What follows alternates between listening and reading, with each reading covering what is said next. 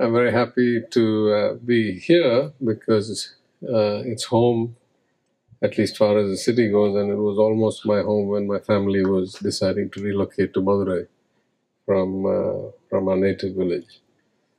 But I was just talking to a few people today and reminded of what I now consider kind of irrefutable truth.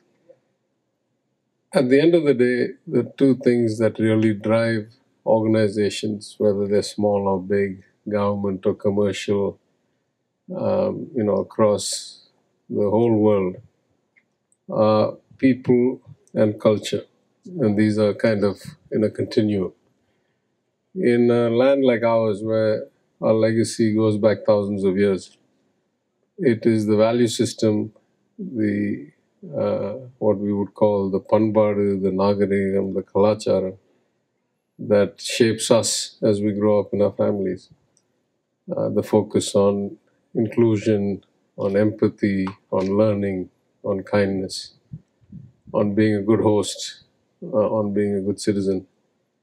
And of course, people don't last forever. We all have a limitation. And it is the continuum that people put back into their children and their children's children and their institutions that keeps the culture going.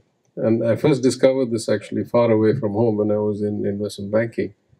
And I realized that everybody had access to capital, everybody had access to brand names, everybody had access to connections. And what separated the winner or the loser on any deal, or indeed in any year, was the culture and the actual execution talent of the people. That's definitely true in government. It's also true, I think, in startups and regions. I think what the pandemic taught us is that if you have the talent, everything else can be worked out, right? Like we figured out how to work from home. We figured out when we were issuing passes to cross state borders, how many of our young, talented people were working in places like Bangalore. In fact, I would say driving a lot of that economy. And so, though there have been many negative outcomes of the pandemic, one of the positive outcomes is especially in a high-tech and science and data and artificial intelligence and robotics-driven world and Internet of Things-driven world, value creation can happen wherever there are talented human beings. And so I think the lack of maybe infrastructure, the equivalent of Chennai or the developed world, or the lack of a long track record of institutions is something that can be overcome.